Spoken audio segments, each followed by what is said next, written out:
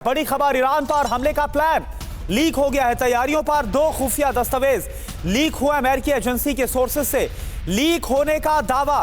ये दो दस्तावेज हैं जो ईरान पर हमले को लेकर तैयार किए गए थे, लेकिन ये लीक हो गए।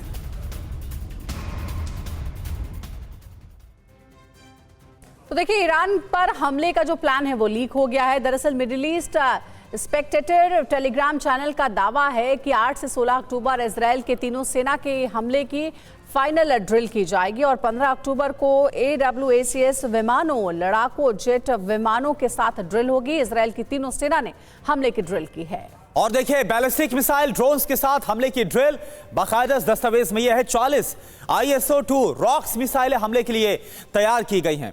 Air refuelling, aerial support, search and rescue की तैयारी पूरी की गई है। KC-707 टैंकर्स गल्फ स्ट्रीम विमान ऑपरेशन के लिए तैयार किए गए हैं।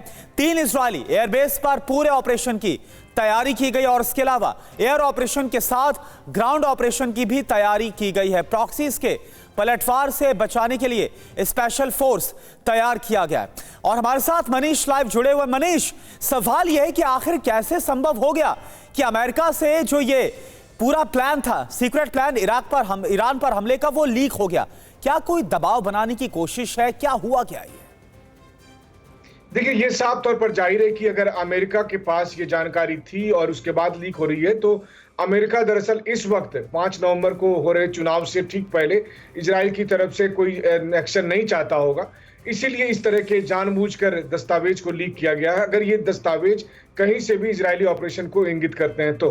लेकिन शायद यही भी वजह है कि इजराइल कभी भी अपने पूरे ऑपरेशनल डिटेल को अमेरिका से शेयर नहीं करता है। हमने देखा है कि जब चाहे याह्या सिनवार के मारे जाने की बात हो, या फिर नसरुल्लाह के मारे जाने की बात हो, या इस्माइल हानिया के मारे जाने की बात हो, हर बार व्हाइट हाउस की तरफ से कहा जाता था कि इजराइल ने हमें कुछ नहीं बताया। इजराइल इसीलिए कुछ नहीं बताता है क्योंकि जैसे ही वो ऑपरेशनल डिटेल बताता है, अमेरिका अपने पॉलिटिकल रीजन की वजह से उसे किसी न किसी वजह से लीक कर देता है। इसलिए मैं ये मानकर चल रहा हूं कि इतने सारे ऑपरेशनल डिटेल के बावजूद भी प्लान बी जरूर नेतन्याहू के पास होगा और कल के प्रधानमंत्री आवास पर हमले के बाद से वो प्लान बी को जरूर एक्टिवेट कर दिया गया है। जी, शुक्रिया आपका इस पूरी जानकारी के लिए। और अगली बड़ी खबर है, घर पर हमले के बाद नेतन्याहू का अल्टीमेटम। ईरानी एजेंट्स पर हमले का आरोप लगाया गया है।